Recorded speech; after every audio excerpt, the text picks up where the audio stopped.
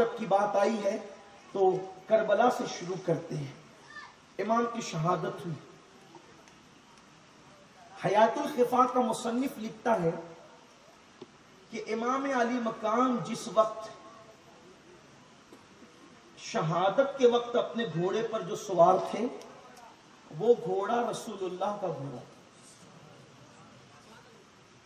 اس گھوڑے کا نام مرتج تھا اور امام پاک اس گھوڑے پر جلوگر تھے. یہ حیات الخفا کی مصنف نے لکھا ہے. ساتھ ساتھ کتاب اس کا حوالہ اس لیے پڑھ رہا ہوں تاکہ آپ کو حوالے تک پہنچنے میں آسانی ہو.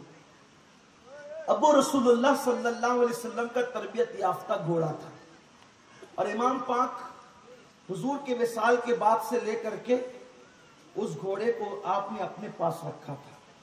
آقا ایک اپنے نانا جان کا گھوڑا ان کو ملا تھا, اس کو گھوڑے کو اپنے پاس ہی رکھتے تھے. جب امام علی مقام کی شہادت ہو گئی تو وہ گھوڑا خود بھی زخمی تھا. حالانکہ اور بھی تواریخ کے اندر کسی نے اونٹنی کا ذکر بھی کیا ہے, کسی نے ذوالجناح کا ذکر بھی کیا ہے اور کسی نے جو ہے یہ بھی کہا ہے کہ امام کی شہادت سے پہلے گھوڑا خود بھی شہید ہو گیا تھا.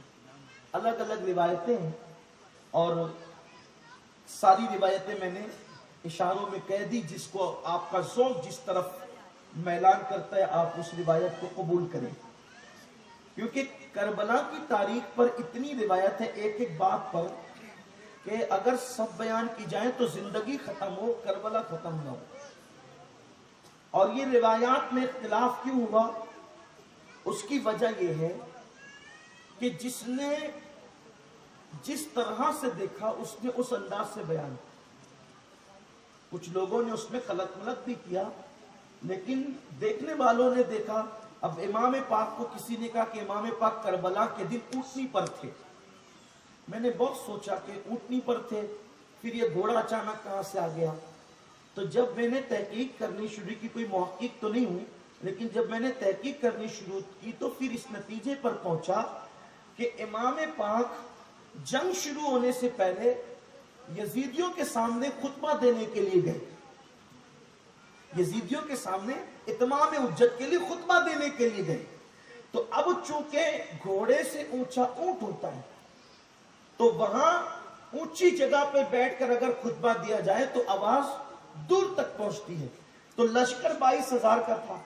تو اتمام حجت کے لیے جب آپ گئے تو وہاں حکمت اس بات کا تقاضا کرتی تھی کہ اونچی سواری پر بیٹھ کر جائیں تاکہ سب تک آواز پہنچ جائے. تو اتمام حجت کے لیے گئے تو اونٹنی پر بیٹھ کر گئے اور جب لڑنے کے لیے گئے تو پھر گھوڑے پر تشریف لے گئے. تو اب مورخین نے لکھا گھوڑا, مورخین نے لکھا کہ اونٹ. تو اب لوگ کہنے لگے دیکھو یہ بات صحیح نہیں ہے کہ گھوڑا بھی لکھا ہے اونٹ بھی لکھا ہے تو کس کو مانے.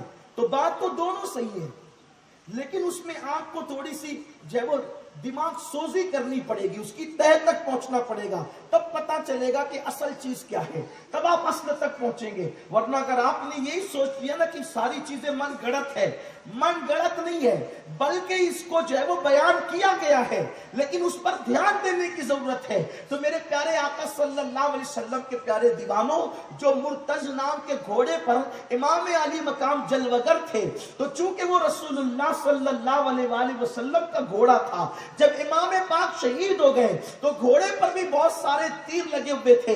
امام علی مقام کے متعلق آپ نے سنا ہے کہ جب امام پاک کی شہادت ہو گئی تو شہادت کے بعد امام علی مقام کا سر تن اقدس سے جدا کر دیا گیا.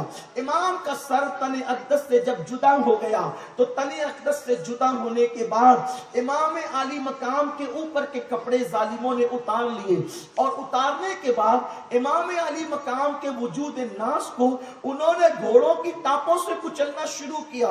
اس وقت وہ گھوڑا بے قراری کے ساتھ چکر لگاتا رہا اور چکر لگاتے ہوئے وہ لاشوں کو سونگتا رہا. یہ حیات الخفا کا والا مصنف لکھتا ہے یہ روایت میں آج اس لیے پڑھنا چاہتا ہوں تاکہ سنیو تمہیں پتا چلے کہ جانور کو بھی حسین سے کتنی محبت ہے، مولا حسین پاک سے جانور بھی کتنی محبت کرتا ہے۔ وہ گھوڑا جو ہے وہ ادھر ادھر چکر لگاتا رہا اور جب کچل دیا گیا امام پاک علیہ جدی علیہ السلام کو تو امام پاک کا گھوڑا لاشوں کو سونگتا رہا اور سونگتے سونگتے کٹے ہوئے جسم حسین پر وہ آیا اور آنے کے بعد اس نے امام علی مقام کے خون سے اپنی پیشانی کو رگڑنا شروع کیا اور اپنے چہرے کو اس نے خون میں ملا۔ تو جس وقت عمر بن سعد اور شمر بدنہاد کی نظر پڑی گھوڑے پر اور گھوڑے کو عقیدت کا یہ اظہار کرتے ہوئے اس نے دیکھا، جس کو دیکھنا ہے حیات الخفا اٹھا کر کے دیکھے، مفہوم یہی ہوگا اس کا، الفاظ اگرچہ دوسرے ہوں۔ میرے آقا علیہ السلام کے دیوانوں، جب اس نے خون اپنے چہرے پہ ملنا شروع کیا امام پاک کا تو شمر نے اور عمر بن سعد نے جو ہے کہا اس کو پکڑ کر کے لاؤ۔ تو جس وقت یزیدی اس کو پکڑنے کے لیے آئے تو اس نے لوگوں کو کاٹنا شروع کیا، تقریباً 26 یزیدیوں کو اس نے قتل کیا، کاٹ کاٹ کر کے اپنی ٹاپوں سے 26 یزیدیوں کو قتل کیا۔ گھوڑے سامنے لائے گئے تو 9 گھوڑوں کو اس نے مار ڈالا۔ یہ امام پاک کا گھوڑا تھا جو رسول اللہ سے امام پاک کو ملا تھا، امام پاک کا وہ گھوڑا۔ اس کے بعد پھر جو ہے وہ اتنے لوگوں کا قتل اور 9 گھوڑوں کا قتل جب دیکھا عمر سعد نے تو اس نے کہا چھوڑ دو ذرا دیکھو یہ کرتا کیا ہے۔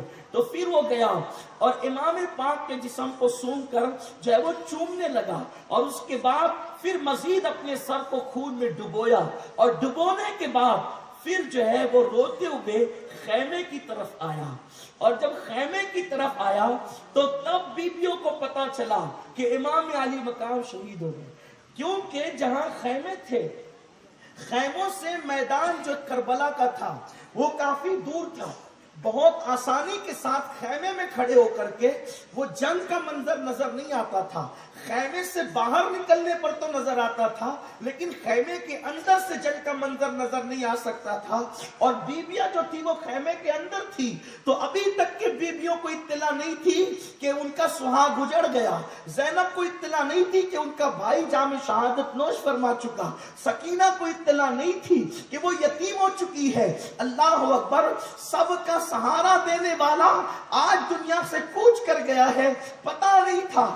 جس وقت وہ گھوڑا آیا اور پشت گھوڑے کی پشت کو جب بیبیوں نے خالی دیکھا تو خالی دیکھنے کے بعد زینب نے گھوڑے سے کہا، زینب نے گھوڑے سے پوچھا تو اکیلا آیا ہے، میرے بھیا کو کہاں چھوڑا ہے؟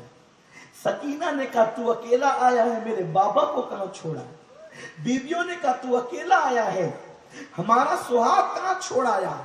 تو اس نے ہنہنانا شروع کیا۔ مورخین لکھتے ہیں، سنی علماء لکھتے ہیں کہ جب اس نے ہنہنانا شروع کیا تو اس گھوڑے کی ہنہناہٹ سے پورا میدان کربلا گونج گیا، گویا کہ وہ گھوڑا رو رہا ہے غم حسین میں، امام پاک کے غم میں رو رہا ہے وہ گھوڑا۔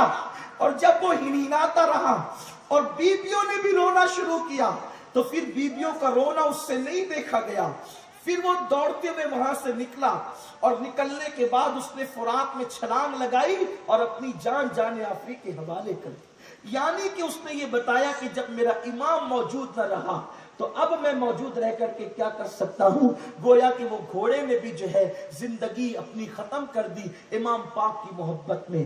یہ امام پاک سے محبت ہے، جانور کو جس پر امام پاک سوار ہوتے تھے، امام پاک جس پر بیٹھتے تھے۔ اس کے بعد میدان کربلا، پھر کربلا ہے، کربلا کی تپتی ہوئی ریت